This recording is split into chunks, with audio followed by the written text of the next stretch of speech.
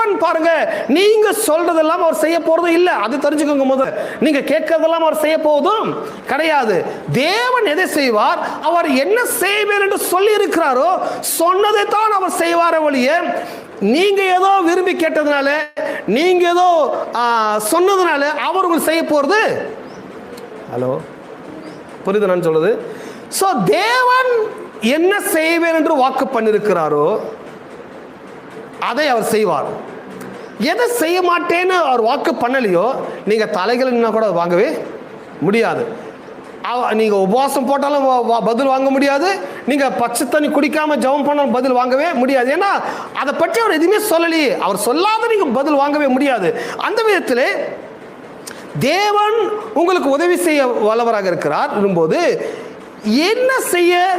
என்ன செய்வேன் என்று வாக்கு பண்ணிருக்கிறார். எல்லாரும் என்ன